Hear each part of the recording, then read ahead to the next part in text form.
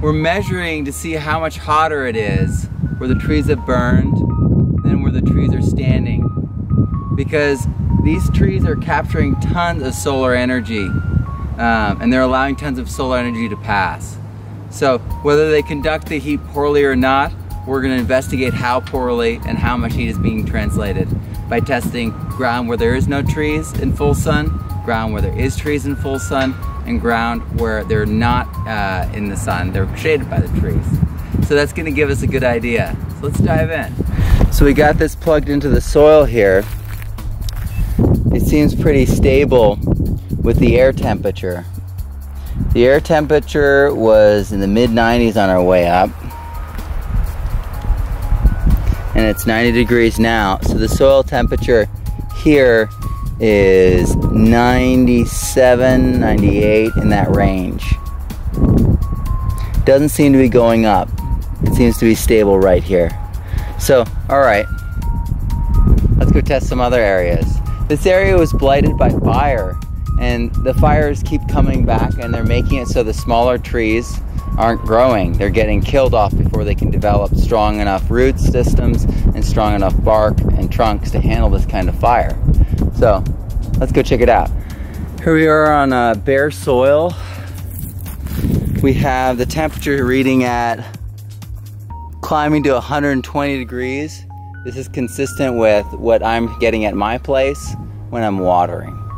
So we're up a great deal higher in elevation. It's at 118, almost 119 now. And so what we're seeing here is these temperatures are rising, and it is higher than it has ever been in this area. This area is getting hotter and hotter, and the trees aren't growing back. Instead, we're getting something else, an entirely different palette of plants. With a little bit more vegetation in this area, with the same aspect to the sun, and we're a little bit of a depression here, but there's hardly any difference from direct sun and being in this slightly more wooded area, because they're allowing the solar energy through, and to a certain degree maybe they're conducting heat through this.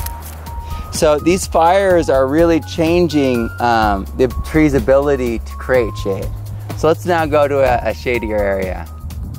So we're here in the shade of a giant tree that was burned, and we've got undergrowth all around, and what we're seeing is the shade has only made about a 10 degree, 12 degree difference. So maybe the heat that's being conducted by this tree is lessening the cooling effect of the shade. It's really hard to know, but this is all just charcoal now. All just blackened charcoal. Remains to be seen whether this tree will live or die from the beetle bark. Most of the trees are dead. Almost all the trees are dead. And we don't see young trees growing. They're not coming back. Things from lower elevations are actually taking over, and so we're seeing a shift in the climate, and we're seeing a shift in the plants. And so what we're seeing is our forests as we know them are disappearing, and they're turning into scrubby oakland instead of the beautiful forest that we once knew.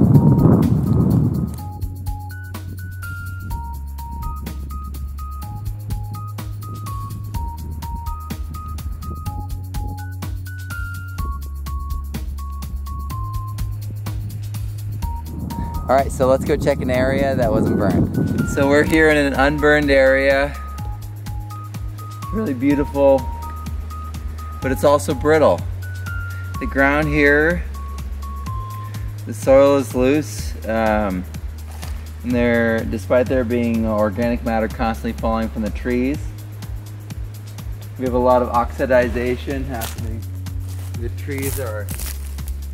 branches are drying out in the sun rather than breaking down fungally. Soil temps here, we're just over 100.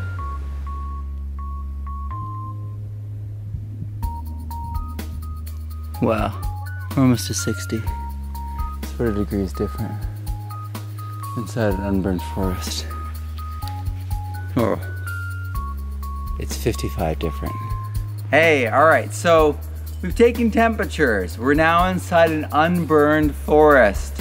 And the outside temperature right in an area that was disturbed long ago and hasn't healed because of the brittle climate, what we see is that it's over 100 degrees. Inside the forest, just 20 feet away, it's 62 degrees. And then in the burned areas, under the trees, it's 105 to 108. And then in the burned areas where it's bare soil, direct sun, it's 115, 120. So what we're seeing here is these burned areas are just immensely hotter than the nursing area where we see young trees living and growing around us. But we don't see that in the burned areas. We see a completely different polycultural guild, a different selection of the wild plants that are basically weeds that are reparative mechanisms. They're trying to repair the land, but they're repairing the land. They're repairing from a place in secession. Meanwhile, this is a stable area in secession, and so they're recreating themselves. So that's really what's going on, and that's why it's so critical that we do as much as we can to protect our forests, thin them out before they burn, clear the branches up to 18 feet in the air, 6 meters in the air. We gotta get ladders out and hard hats. But the idea is that at the end of the day, we have safer forests that can handle forest fires. They'll move through, they won't get too hot, and we'll be able to keep growing our forests and keep them productive and beautiful. All right, thanks.